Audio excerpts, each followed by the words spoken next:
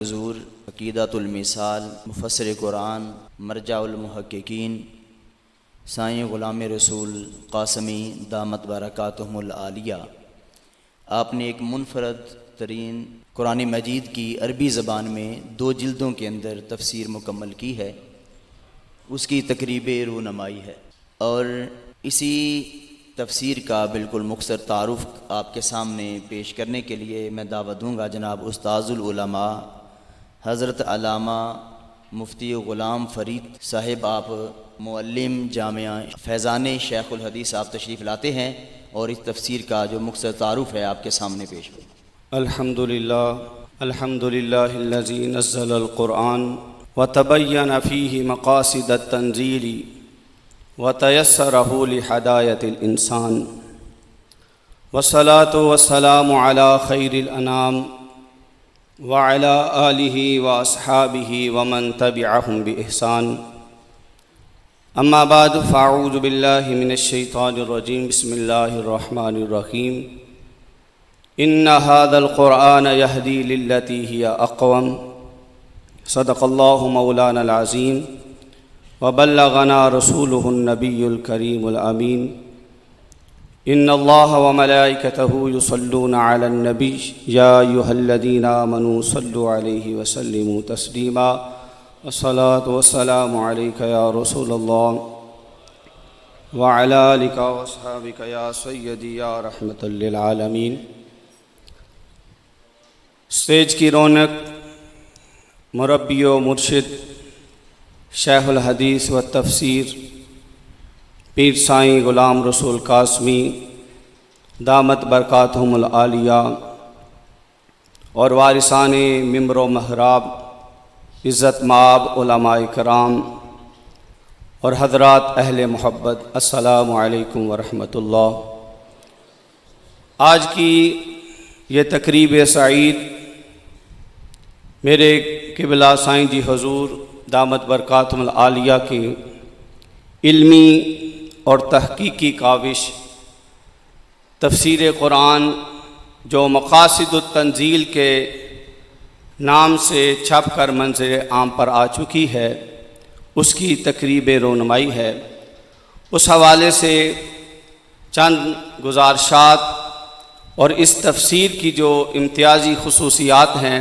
وہ آپ کے گوش گزار کروں گا۔ پہلی خصوصیت کہ یہ تفسیر جو مقاصد التنزیل کے نام سے ہے، یہ مختصر ترین تفسیر ہے۔ عربی زبان کے اندر، دنیائے علم کے اندر یہ ایک انقلابی تفسیر ہے۔ یہ 2 جلدوں میں پہلی جلد سورۃ فاتحہ سے لے کر سورۃ نحل تک 16 سورتوں کی تفسیر کی گئی ہے، اور دوسری جلد بنی اسرائیل سے لے کر والناس تک 98 سورتوں کی تفسیر کی گئی ہے۔ اور پھر اس کی خصوصیات کے اندر کہ سائیں جی حضور دامت برکاتہم العالیہ نے اس تفسیر کے اندر جو تفسیری اصول ہیں ان کے بنیاد پر اس تفسیر کو لکھا ہے۔ اہل علم حضرات جانتے ہیں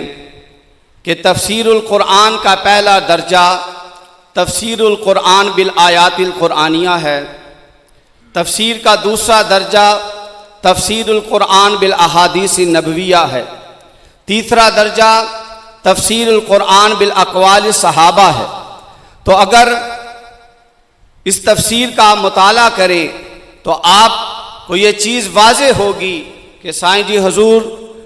دامت برکاتہم العالیہ کی یہ تفسیر انہی تینوں اصولی تفسیر کی بنیاد پر ہی لکھی گئی ہے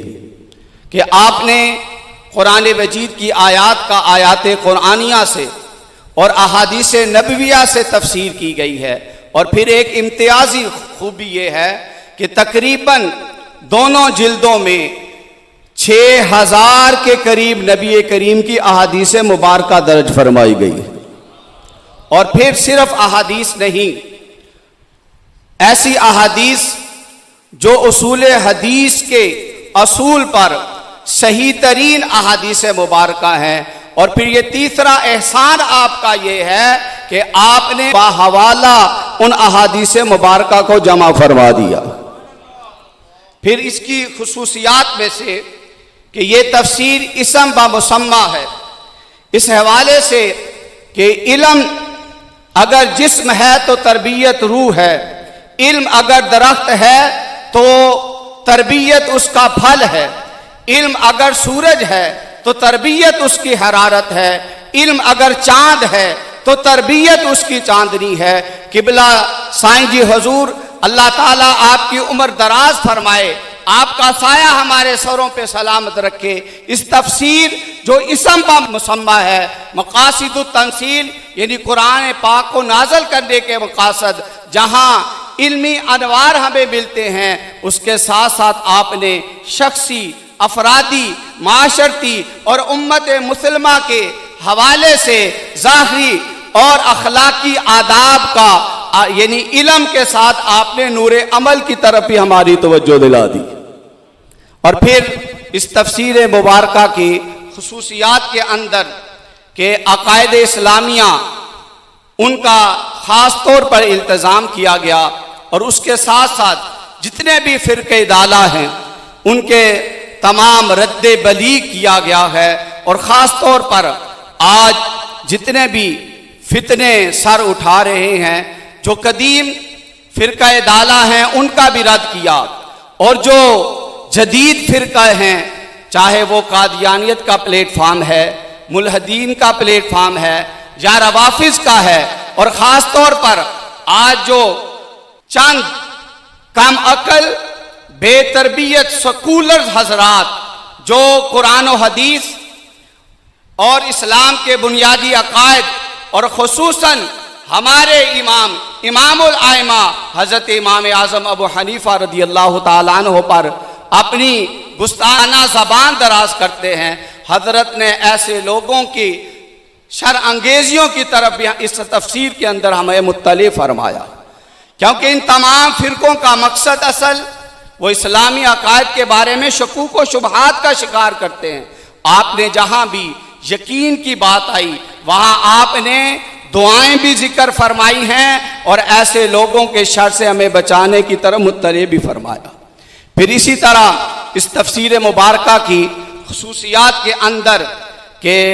فقہ حنفی کے جو مسائل ہیں قرآن و حدیث سے دلائل دینے کے ساتھ ساتھ جو ہماری امہات الکتب ہیں ان کا حوالہ بھی تفسیر کے اندر درج فرما دیا۔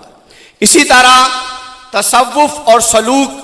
کو بیان فرمایا ہے، لیکن رتب و یابس کے بغیر بیان فرمایا، ضرورت اور مقصد کی بات کو بیان فرما دیا۔ اسی طرح اس تفسیر کی امتیازی خصوصیات کے اندر ایک چیز یہ بھی موجود ہے کہ الفاظ قرآن کا لغوی معنی حل لغات کے لیے باقاعدہ دوسری جلد کے آخر میں ابو حیان اندلسی رحمۃ اللہ علیہ کی کتاب رسالہ جو لغات کے اعتبار سے ہے تحفۃ العریب کے نام سے باقاعدہ دوسری جلد کے آخر میں درج فرما دیا۔ تو یہ ایک بہت بڑا علمی سمندر ہے جس میں چند ایک نکتے میں نے آپ کے سامنے بیان کرنے کی کوشش کی ہے، اور سب سے ایک بڑی بات اہم آخر میں ضرور عرض کروں گا کہ جو حضرات ترجمۃ القرآن پاک یا درس قرآن مساجد کے اندر علماء کرام دیتے ہیں یا ترجمۃ القرآن پڑھاتے ہیں ان کے لیے انتہائی یہ مفید ہے۔ تو اس لیے میں ضرور گزارش کروں گا کہ اس تفسیر کو لیں، اس کا مطالعہ کریں، اور حضرت کی کیونکہ اولیاء اللہ سے محبت ان کے پیغام سے محبت ہے، داتا صاحب سے محبت، ان کی کتاب کشف المحجوب کی تعلیم اس کو عام کرنا، یہ بھی محبت کا اصول ہے، من احب شیئا اکثر ذکرہ۔